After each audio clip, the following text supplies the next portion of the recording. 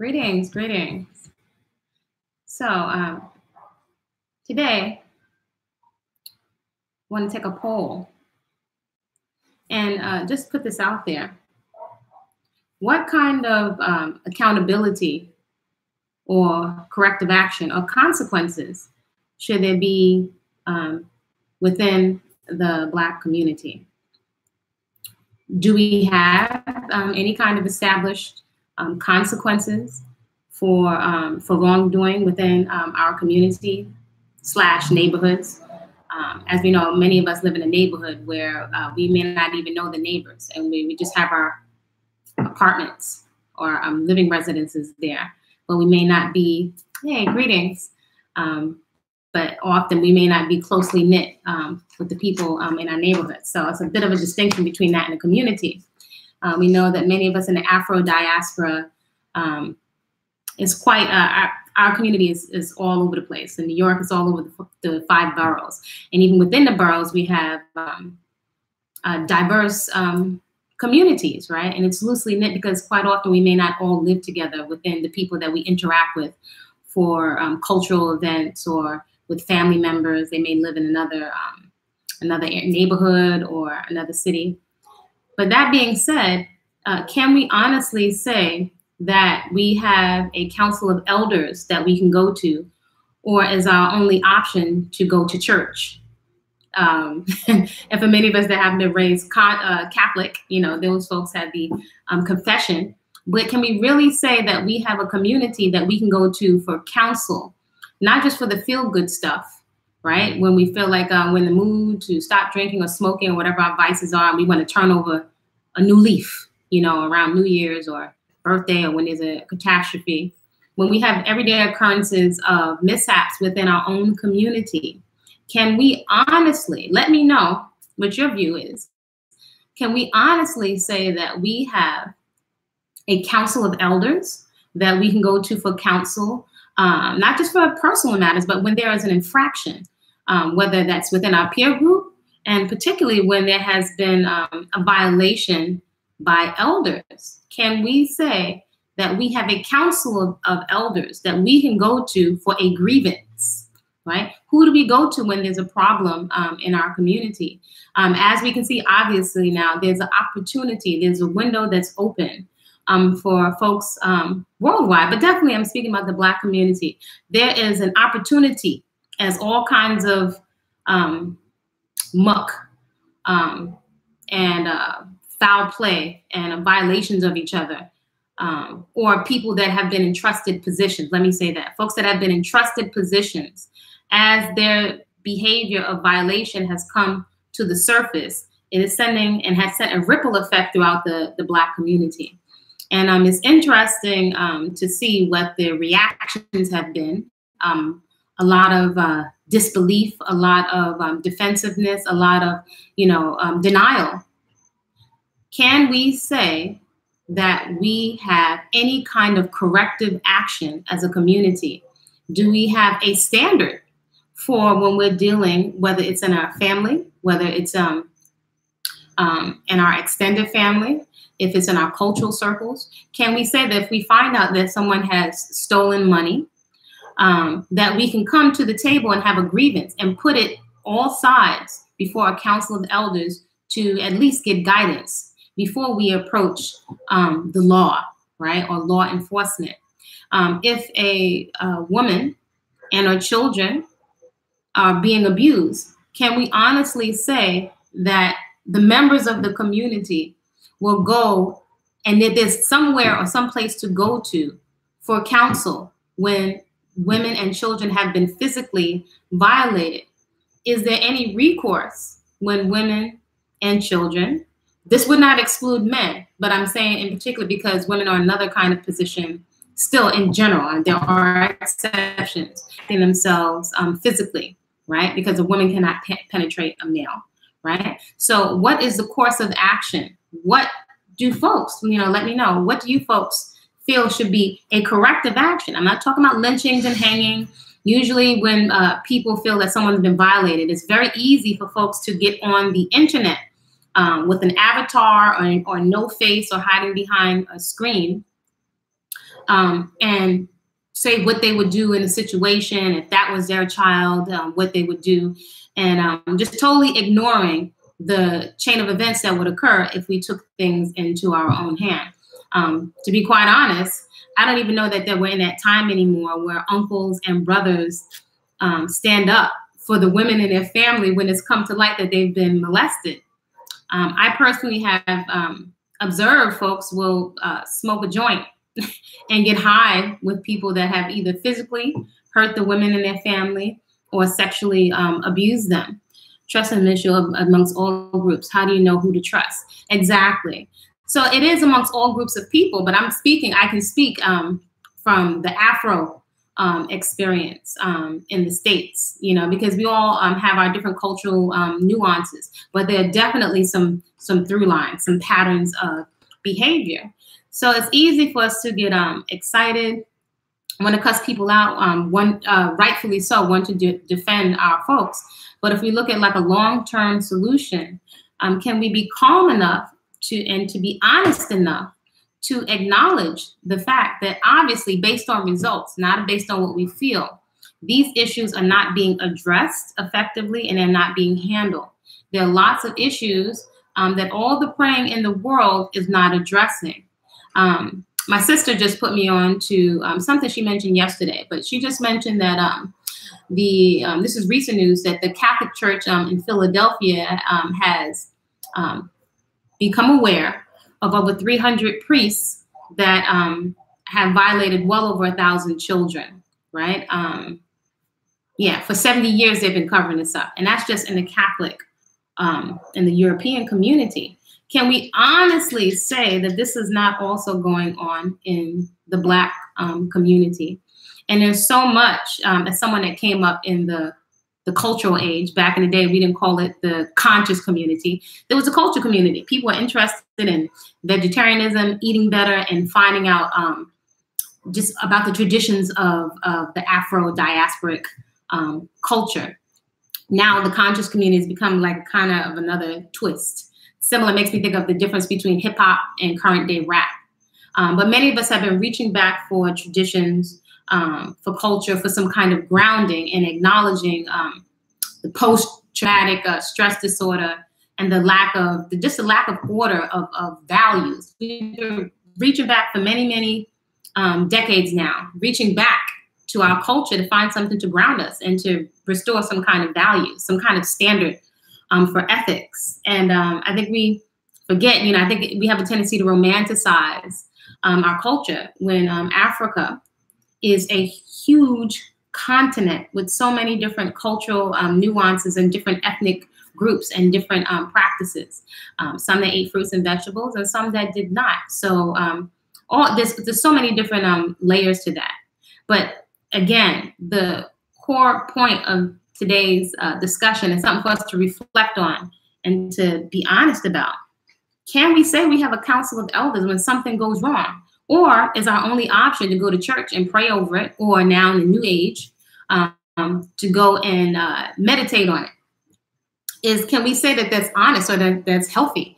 I know coming up in the Black church, you know, there was this thing with, you know, the turn the other cheek, or, you know, God's gonna get them, or people get what they put out. You know, but interestingly enough, if something happens in the United States of America, there's no hesitation to send military over to inflict a consequence. And even in reflecting on in the Bible, you know, I remember sayings, you know, programming of revenge is mine, saith the Lord, and the Lord God smites down people's enemies, you know, going to kill people's enemies. So why is it that folks within the Black community that we're made to feel, or there's this undertone that we feel a certain kind of way, or there's such a reaction to us wanting to inflict a consequence, or for there to be any kind of consequence, whether that's a financial consequence, some kind of consequence for physical abuse. You know, when in different parts of the country, folks, it has been legal to carry guns. Now, I'm not telling anybody what to do or to say that we should have guns. What I'm saying is, in terms of thinking critically, I don't think we're honest based on results in acknowledging we don't have any accountability in our community. So quite often when women and children are violated, the only recourse becomes the man. And that's all a matter of perspective. Because when a woman has black eyes and has laceration, has been beat down into death, and her children are seeing it, that's going to send a whole ripple effect of consequences throughout the community. Violation, molestation, verbal abuse is ruining our community. And I think, or I'm observing, you can participate in the conversation, because ultimately it's about being responsible, accountable, and coming up with some workable solutions, because it is what it is, you know. And at this point, if we're going to have community, or if we have these ideas of coming together to form any kind of community, we're going to have to be able to have a check and balance within our own being, within our own selves. Something has to give, something has to click in our community, and our thinking, because it's very easy to have cognitive dissonance and be saying, look what's happening in that community, look what the white man is doing, and look what's happening here. And we're not acknowledging what's happening in our community, and we don't have a recourse. There's no council of elders. You know, I can say with having this really eye-opening experience with being scammed by a male elder who was really put a lot of trust in, a lot of trust and a lot of investment in. I would have never have imagined that an elder with gray hair and with locks, who seemed to be such an upstanding individual to his family, seemed like such a family man. I would just never think that he had a lack of morals, you know. And you want to consider, what are these people looking for, or what are people looking for? You know, I've had to consider it too. What are we looking for? And we're not to villainize ourselves, because what we're looking for is something that's natural and it's innate. It's natural to want to be mated. It's natural to want community. It's natural to want to be surrounded by people who share the same values. And I think we've been so deprived of it for so long that we're so desperate. We are so desperate for relationship that women, we are overlooking putting our children and our family members in harm's way from people that we have not properly vetted. We definitely vouch for people who we have not lived with. That's a big one. We vouch for people as if we know them because we've seen them online, or because they have a lot of charisma. You know, they did fantastic talkers, and they're saying a lot of key phrases. I don't think a lot of us understand basic psychology and how easy it is to manipulate young people, or to manipulate people in a vulnerable state. And this can be males or females. So, you know, a lot of critical thinking needs to take place, because obviously, you know, as we look at the drones and numbers of people that are following people, that without being emotional, the fact is that they have not properly vetted. They have not run a litmus test, a background check. They have not lived with these people. You know, I consider myself pretty intelligent, but a lot of times intelligence can be overridden by your emotions, and sometimes you can just get downright scammed. Especially, you know, if you're in an isolated position, or there's some things that you cannot see if you have not lived with the person.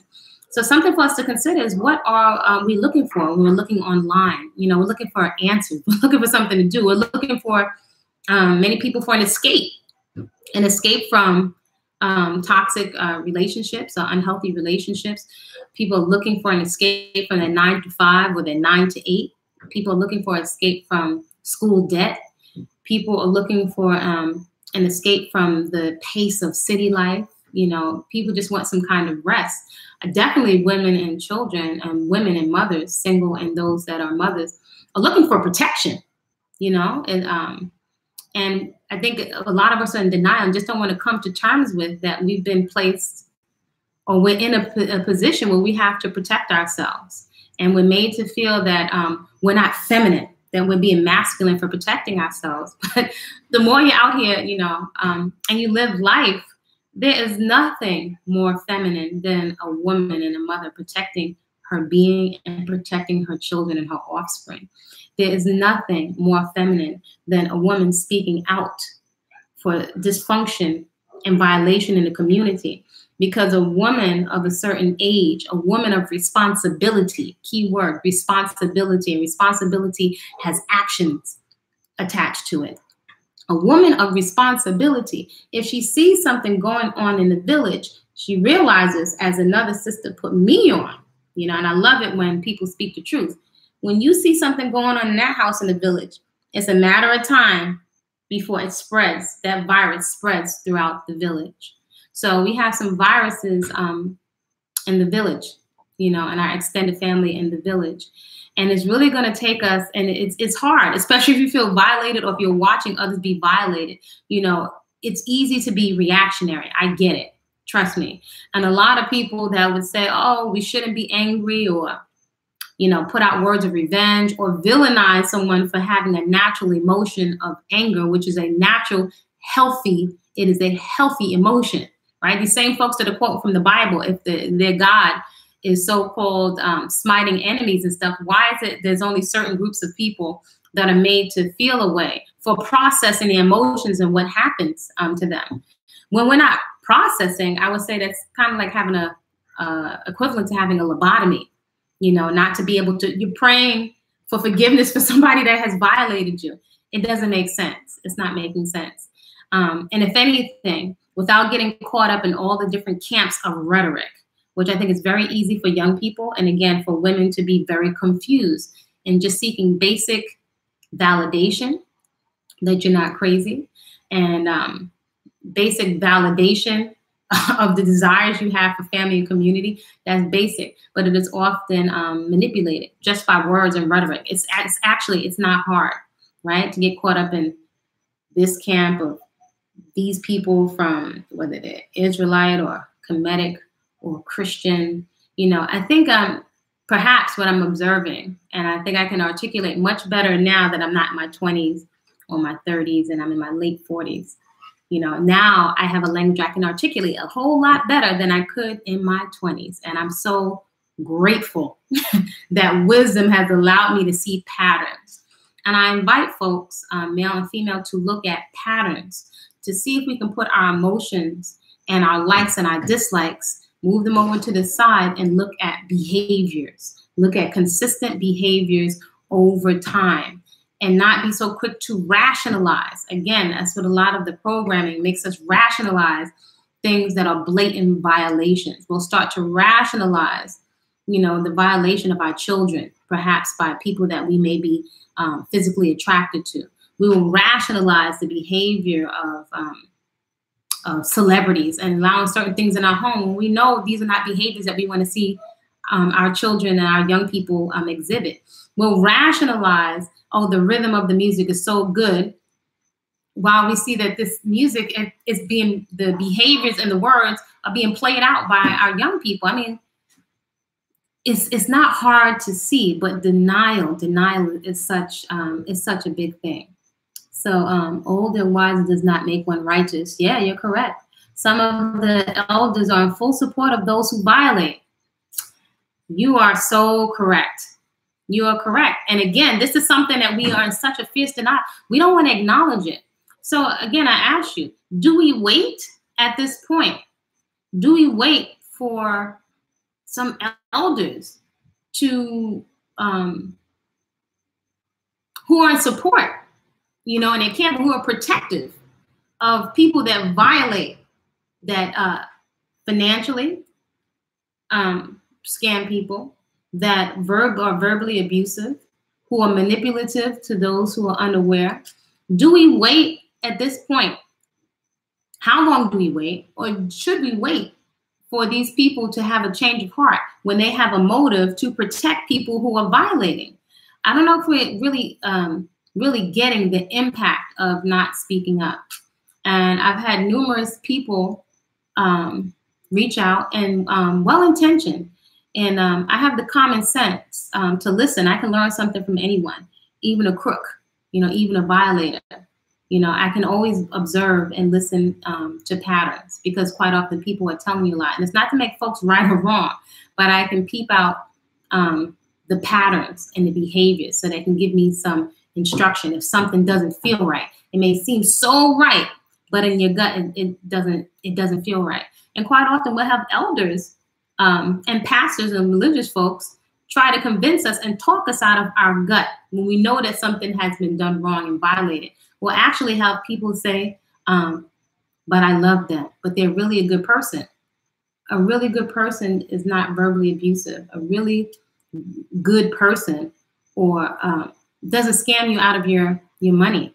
You know, a really good person doesn't take advantage of young people because they can. You know, a really good person doesn't ignore someone who is in violation in our community because they're the same age group. And if we want to speak so much of ancestors, and we know that we recycle, whatever your belief system is, but if we're here and we were somewhere before we came here, we'll be somewhere after, then are we not the ancestors returning? You know, all of us are giving a pass and carte blanche to family members and to elders at a basic level. It has not raised our standard of morals. It has not produced any kind of consistent results.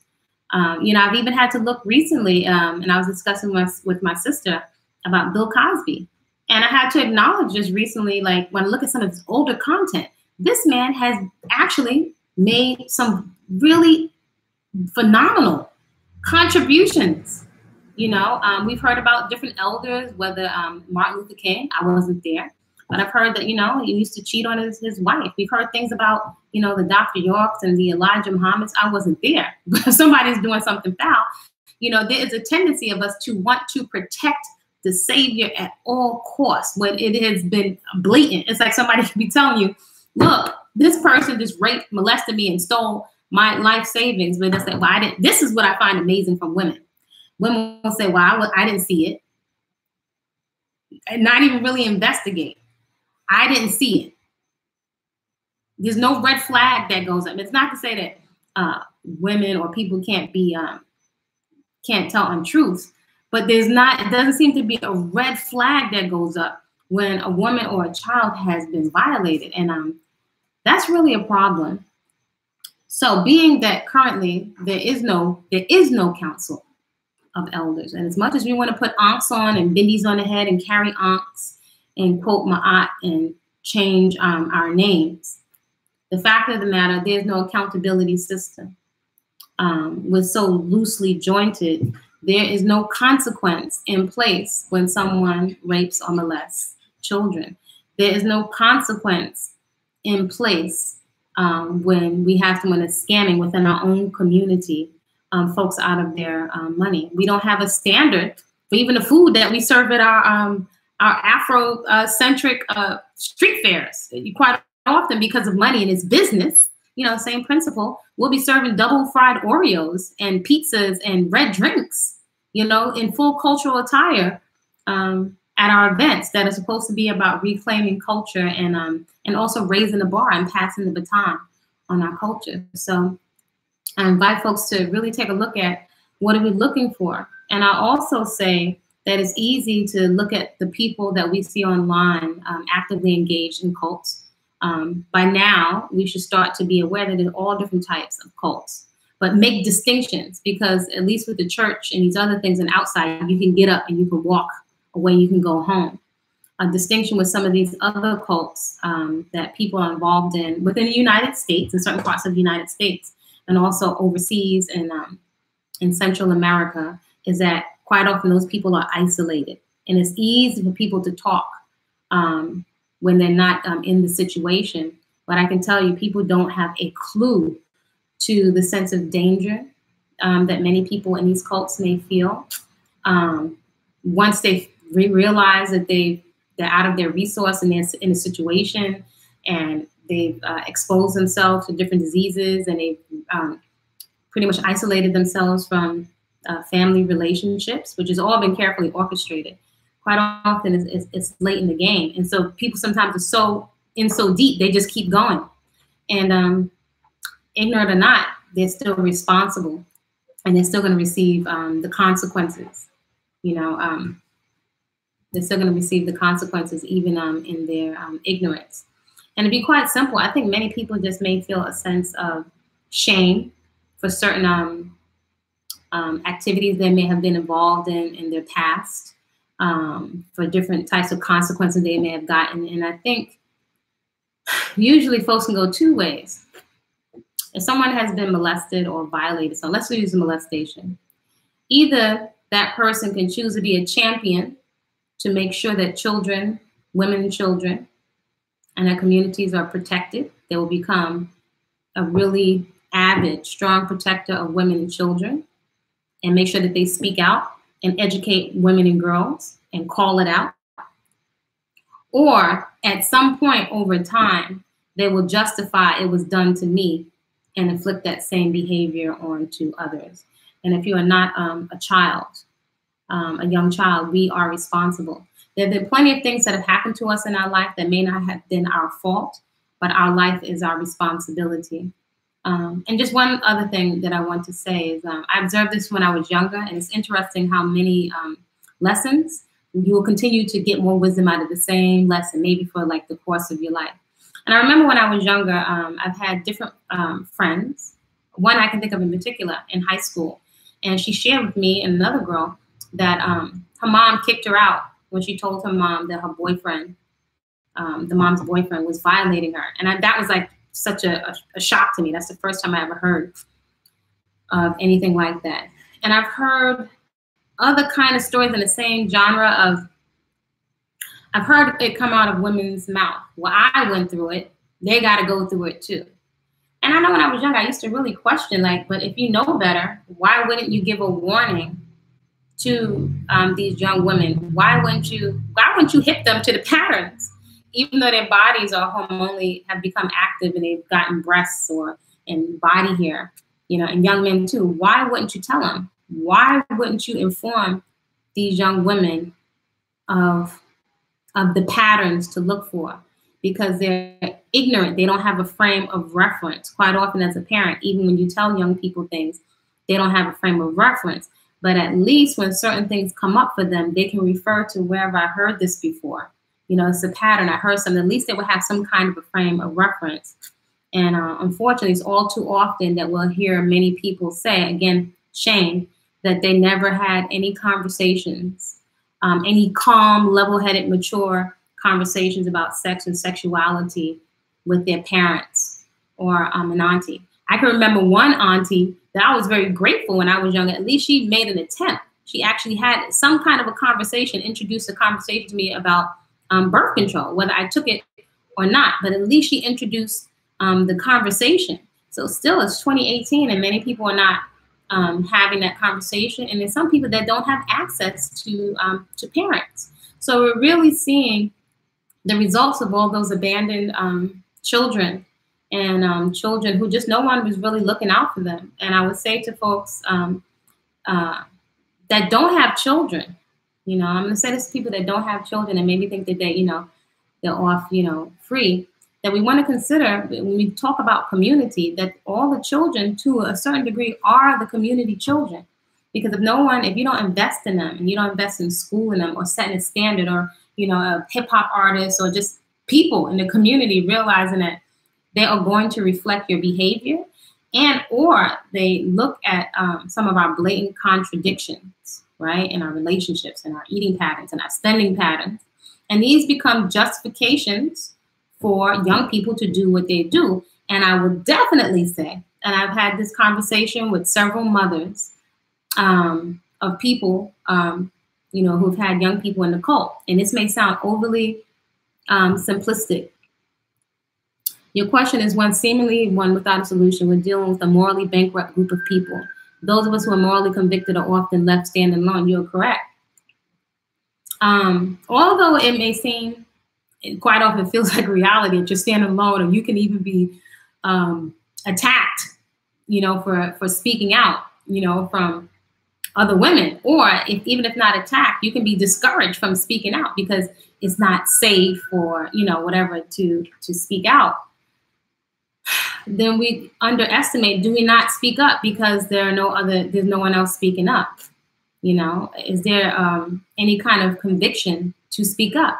Because yes, it will mean when you have uncomfortable conversations and you bring things that are uncomfortable up, people have a blowout, a reaction. I've experienced women in the family all having a shutdown when it was acknowledged that there was a member of the family that, you know, maybe other people weren't aware that he had was a molester. And why did this person have their children around them?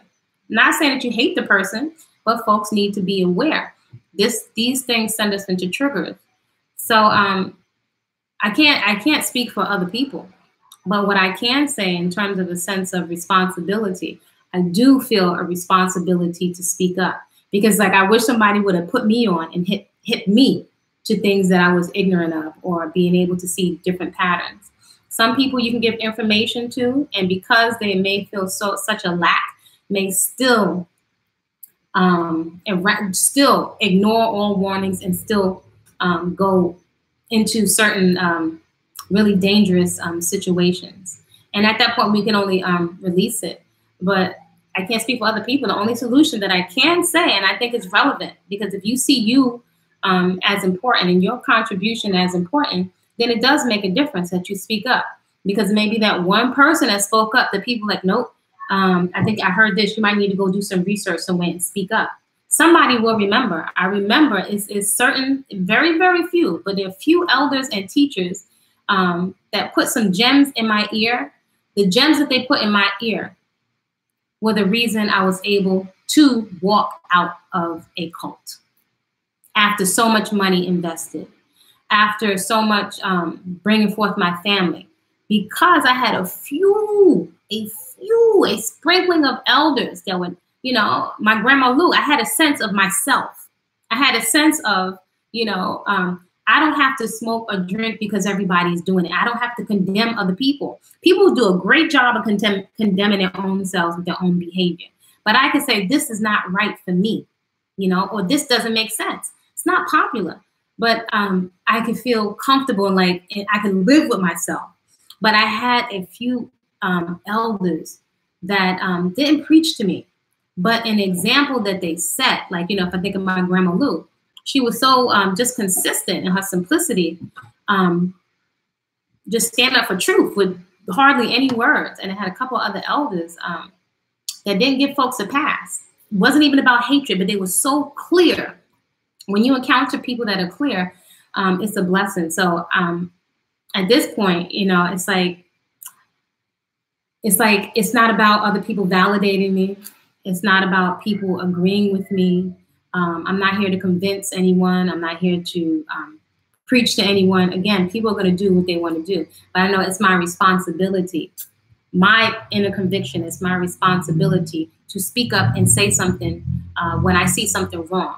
Whether you're 100, whether you're 50, and what has not been comfortable. It has not been comfortable to have males attacking me, asking me, you know, to mind my business out of a situation I came. That does not feel good. It's not comfortable. But what I experienced is what I experienced. For people to question, well, maybe it was this, maybe it was that. I'm extremely clear. So I don't take for granted my speaking up. And throughout history, those that make a difference are those that spoke up. You have to speak up. Those who stand in silent understood to consent. Exactly. And the more people are quiet, it's like, let me be real, because sometimes there's just no way to do it. All the women that are quiet, and I go back and forth and I really contemplate these things to make sure I'm being as effective as I can, as useful as I can, and to even as I may feel to my goal. What is my goal? What do I want to accomplish? One is to make sure that women and young women are informed and they have a frame of reference. People will still have to do their own research and have their own experiences. But to give some example, you may do background checks on some of these people. For example, you couldn't find anything on this Kwatamani person, you know. But I had different folks that I spoke to, you know. But also, I researched. I was made to feel, I was told different things basically to discourage me from researching and asking questions. But to me, common sense is speak up and ask questions. How are you going to let something happen to you, you know, and you didn't speak up and ask a question? Then yeah. If I don't speak up, if there's someone within our family and community that's doing something that's foul in terms of abusing women or children, stealing money, hitting, verbally abusing, or manipulating women and children, we are allowing a virus to run like wildfire through our community. It doesn't feel nice to have, you know, other women who I thought were sisters, who I really looked up to these women.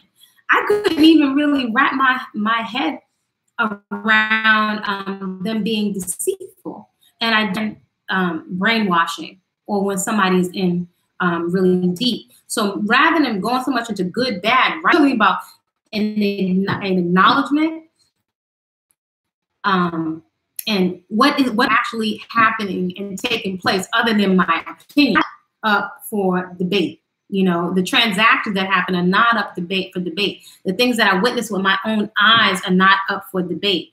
I'm not so sold on a savior that I'm going to say he couldn't possibly, because, you know, that I not have to falsely accuse. Nobody wants, you know, to be the cause of the downfall of the Black Messiah. But whether they're Black or they're white, if somebody is violating even within our community, are we going to not acknowledge something because of what is our recourse? You perhaps will have to come up and have that conversation with your close sister friends and your close brothers in your circle of influence. I think that I observed that perhaps that's the best place to start, with those you trust, and not take it for granted. Because when folks, how you move and live, it's just like with anything else. If somebody saw you fit or healthy or saw a dramatic change in you, they're going to ask you, how did you get that way? How did you become so clear? How did you make changes in your body? How do you enjoy your food without cheating? Somebody's going to ask you, or they're going to notice that there's a difference in your patterns. So patterns can be a shortcut to get us out of the mind games, because so much rhetoric, so much words with double, triple, quadruple meanings and context are constantly used to keep us up here and not to acknowledge what is actually happening. It's very alarming. Not very alarming. Our common sense has been neutralized. Like, it's got chewing gum on our common sense. It's not showing up in our actions. And we're pointing the finger outside, and there is stuff going on outside, but there's stuff going on within our house that needs to be cleaned up. So it starts with the individual. And one of the things we can do is speak up and ask questions and watch, you know, if you're made to feel a way for asking a question. You know, if somebody is giving you a whole lecture, 20 tons of a lecture, when you're asking about a blatant behavior, where's the money? What's this young person's age? Is this person your mate? Where did they come from? How did it get there? These are things that are not really open to interpretation. So we can just watch the patterns, you know, of people blowing up and getting angry when you're asking that concerns your economics, your well-being, the well-being of your family. Did they go off on a tangent? And there's a lot to be said for being comfortable enough within you to walk away. Sometimes you have to, it's my sister. Sometimes you have to be comfortable enough just to walk away from something that, you know, it just doesn't feel right. I never wanted to be part of a group of popular cowards. Truth and popularity oftentimes do not coexist. Standing one's truth can often be alone. It is a lonely place. It is a lonely place. But at some point in our maturity, there's some wisdom. Are you going to stay in abusive? And many of this is not funny. You know, this is not meant to be sarcastic. Are we going to stay in an abusive relationship just not to be lonely? Because if, as your common sense kicks in, you'll figure out you're still lonely, although superficially you seem to be in a relationship, and you stay in something just so you can be in a group, because our innate desire, born alone, you know, we came, you know, from a man and a woman. So it's the most important, family and community. But do we stay in a group and torture ourselves just so we can be accepted? yeah, it's going to take each individual to make that decision. And many will decide to stay with the group. I mean, there are scientific studies that or left out or so-called world.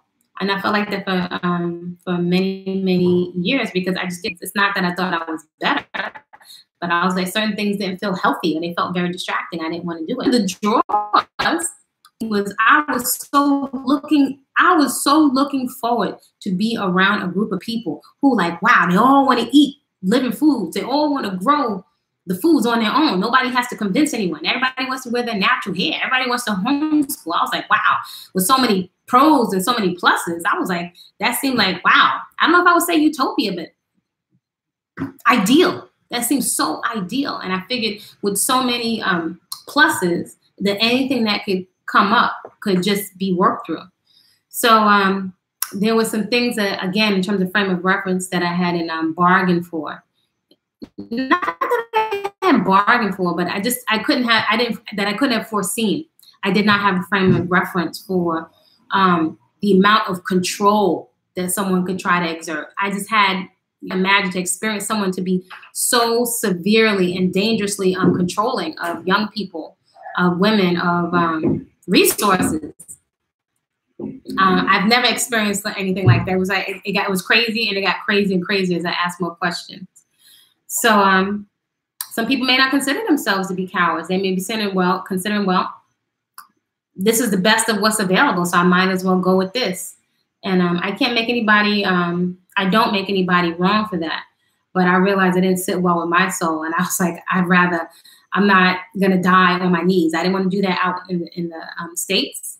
And just, maybe it's a strong, perhaps that may seem like a strong statement, but I don't want to do a Black version of the same thing with somebody with this thing of controlling women and children. It's just all of these mind games. I said to my sisters, like everybody is, it's like different gang mafia competing for the minds of women and children. You know, who can get the most followers, who can control the most. And that's sometimes why I love just plain old Black English, because it just puts it best. It's so easy to get caught up in these words. So again, just to take home, let's consider, what are people looking for? What are we looking for? And what are people looking for that are going into these cults? And what would be the most effective, rather than preaching to young people or other women, you know, because you could be telling them, I just experienced rape. I just experienced scamming. I just experienced being manipulated. I just experienced verbal abuse in this beautiful locked living foods package out in nature. I just experienced that. And some people are still so striving for something. What's the most effective way to give somebody a heads up, you know, in a way that's not preachy? Plain Black English. One thing I can tell you is being very specific and not being vague in our description. Because again, the few people that did say something to me that were very clear and made all the difference in the world, rather than speaking of chakras and energy and all this vague New Age language, sometimes just speaking in plain Black English. It's a cult. It's a cult. It was hard for me to even acknowledge it because I know there's so much other stuff is a cult, but it was a cult.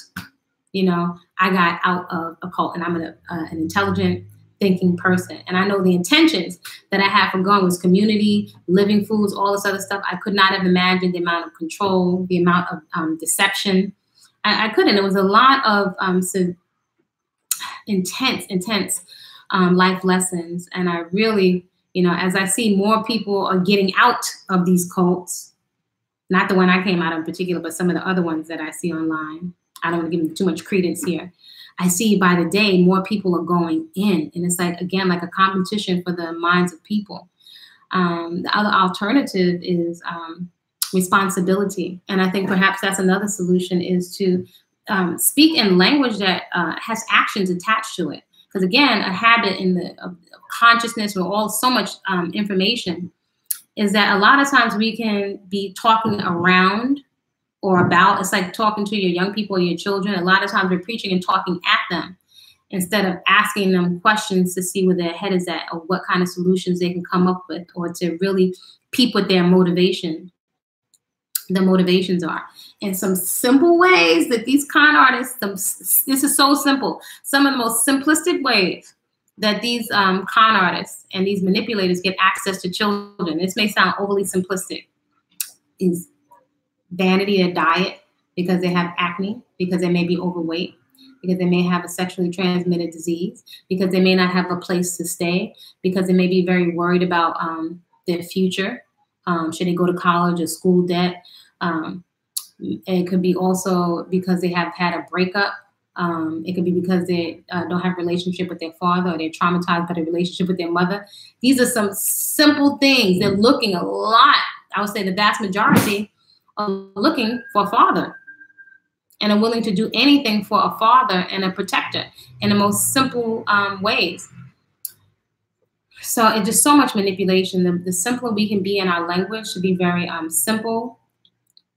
Maybe not so much cussing, you know, at them, even though it can be tempting, and those words, they're words and they have their energy in their place. But sometimes the way that we react can drive young people and can drive people more to these cult leaders. And actually, I've learned so much while being up close and personal. This is one of the things that the cult leader would say. Look at their behavior. You see how they are? You see how they are? It's some basic stuff, some basic techniques that they use to get people. And once they have members in, their family members will do almost anything to get them out. And sometimes their family members will bypass things just so they can be assured of their loved one's safety. So there's so many layers. I don't want this to go on too long. But just some things for us to consider in terms of being solution-oriented. Best that I can do is just share from my personal experience, and hope that a young person or a young sister will take the time to sit and think. I know I'm so grateful for the aunties and the grandmothers that gave me just some common sense wisdom that cuts through any BS. When somebody's telling me I don't know who I am, don't know who you are, you're not qualified to speak, you're not this, or you're not African American, or how dare you, you know. When somebody's trying to tell me who I am, I just give thanks to have a sense of self and a sense of a moral compass of something that I will not be at ease when something doesn't feel right. So hopefully you got some value out of this, and share it with another young woman, or even a young man, but definitely some young sisters. And last thing is, yes, the reality is many women, you know, it's very feminine. You're going to have to learn how to defend your being. It doesn't take away from your femininity. We don't have the time to be fantasizing that somebody is coming to save us. Am I saying you need to become a man? No. But I'm saying as a woman, as you look in nature, it is natural for you to protect yourself. So learn some self-defense. At least, you know, there's so many resources on YouTube to make sure that you're fit and you're healthy, which will also do a lot for your esteem. Not having an esteem about your health and just your physical appearance is another way that a manipulator, a predator, and a cult leader, that you'll be like a neon flag, you know. So make a commitment to take care of your being first before you get into relationships with people and you go looking for them to save you, because there are not. I would say we don't need anybody together. We can leave together. You can go for something. You cannot, you know, all this talk of look at the message, not the messenger. You know, there's all this information that's being put out like it's new. To these young people, it's new. It's not new information, but this is speaking that our young people are not getting proper education from us. You know, they're not from, you know, the women and men, from the parents, the communal parents. Whether you it's advisable to learn how to, even if you're learning how to pour some herb kind of food, to address fears in terms of learning how to swim, do things to increase your confidence. I had an elder tell me many years ago, but that might be what it is, and you know, many will not.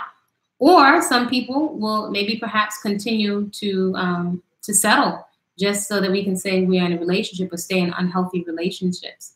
But at least if we acknowledge something, we can come with a solution, then perhaps attract something different, you know. But settling out of fear and making so many fear-based decisions, we're birthing many children out of the lesser of the evils.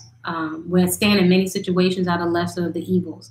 Many people are going into cults because it's the lesser of the evil. For example, well, at least I know who my child is. I know they eat living foods. They're not out here running the streets. You know, it seems like such a better scenario that people couldn't bargain for, that they're not aware of. So we got to think rightly. Just cuss our young folks out as upset as we can be, or do we want to be effective? What is the goal? Do we want to be at the same time? And we want to be clear when certain things are not up for debate. So the safety of women, physical health, our physical safety, us needing to be mentally clear so we can generate some honorable economics. These things are not up for debate. So please, is there any type of network to assist people who are trying to get out or left a cult? Again, that's a good question. This speaks to, that's the thing, acknowledging we don't have a council of elders. Now, I can say there are individual pockets. Quite often, those elders who are gems in our community are usually stretched so thin. The couple of elders that are so, and people who are so-called heroes, their own issues. So I think when we see that need, I think it's something that we're going to have to explore, and we're going to have to find a way to create it without projecting our issues onto young people or our fears onto other people. So I can't say that there's a work that's established, because the few people I can think that are really doing something progressive, they're so tapped out. So if these are interested in, for me, I take the liberty to reach out and ask people direct questions, do research, and to reach out to people. The worst they could tell me, I want to talk of their stretch. But usually I'll get some gem because I just spoke up.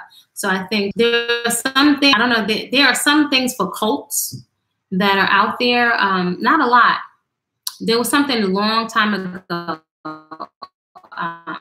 but I think was bought out. I can't think of the organization, was bought out by. So it was like this one guy who had this organization. I can't think of his name. It's not Rick Ross. I can't think of his name. A cult education. If you look up on YouTube and you look up cults, there was this one Caucasian man that has ourselves. I think it's very important that we don't deplete ourselves trying to be a savior or to be a martyr. I did. There's a whole playlist of cults and information on cults that is absolutely, and just to educate yourselves, So there is a playlist on how to put it there, you know, because if you're researching and you find something, if you could just place it there. I've always been the type to put, if it was healthy food information or any kind of information, put it in a place for my ever be of the mind to do some research or want to begin any kind of work on itself, then it will be their way. Is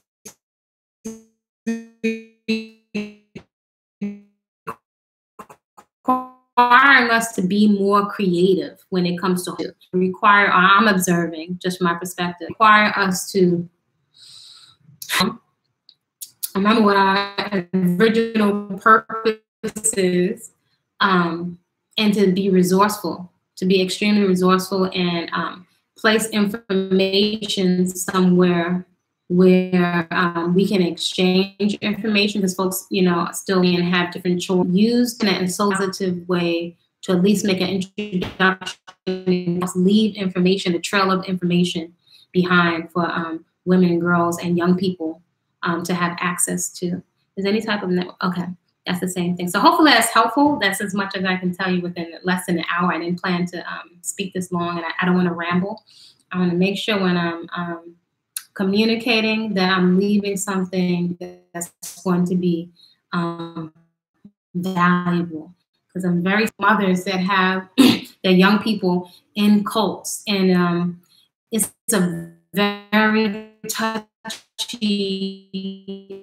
It's very painful. It's very disturbing. So I have compassion. Compassion is so it's no side to say what we would do, but it's a whole when you're isolated, or if you're wondering about your young person or your adult child, you're wondering about their mental safety, their emotional well-being. You know, being in these cults, and also you have to remember that some people decide being cults because at a basic level they don't want to think for themselves, have been traumatized in a breakup or sick or something, and they don't feel strong enough. So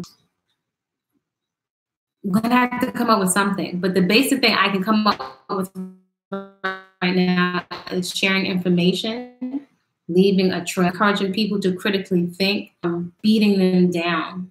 Because I hear all the passion coming out of women, and I get it, because it's, you know, what's going on here can really, it's angering. It can make you really want to cuss folks out, but I don't know that that's the most effective. And sometimes we're so what's the difference? This is off, and we don't take the time to really see the patterns and articulate what is off, so that it's not because it's coming from our opinion, that we can state some things that are concrete, that are happening. Maybe your government funding for such a program. Perhaps, but I'll be honest with you, I don't have, and again, so many different groups competing kinds of people. So it might even be a conflict of interest. I don't know if we have time for that. I think everybody has to be willing to invest in their own self. Is willing to make the investment. It's like, you know, when I was working as a trainer, you know, I did certain experiments for years. I remember people that during a recession that perhaps lost their jobs, they give free training to them. People, what it was they said they needed, would that make the difference? And most of not to make an investment, educating themselves and being what they asked for, but they're going to get a lot that they had not control. Beyond words. It's beyond words. So no, again, I think looking for government funding, to me, for me personally, it would border on being a martyr and putting all this time and energy into folks who don't have a vested energy. I would be doing so much work for people. I've even experienced people not willing. For example, if you're sending your young person somewhere because this person is, oh, they have these good morals and they're eating a certain way, wouldn't it make sense that you do these certain behaviors? You know, these things, some of these things are beyond government funding. I just couldn't see competing for government funding for things that should be taken care of inside the home. We are in a time where it's for people to take responsibility. The most practical word, you know, accountability. Folks are going to have to be responsible in their reading, their spending, how they spend their money, their time, their energy, responsible. And you're going to try to make a savior responsible, and the savior is going to pick up the tab so you can do whatever you want to your body, and then you're going to get a fresh, brand new body in the afterlife. I mean, these things don't even, responsibility is, and if you even give government responsibility, you get what you get. And so at this point, the person that has extended a lot of resources in my community, credit learning lesson. I think others and people that have fought and that have spoken up, they wind up getting very burnt out between people just not being within their own lives, and they wind up getting burnt out, and they become bitter and resentful. In the PTA meeting, you know, all the time, and I can't be the PTA for all the mothers and the parents there. Everybody's the PTA. You know, it's not just about the PTA presence, it's some basic ownership within our own lives and our communities. We're going to get what we get, and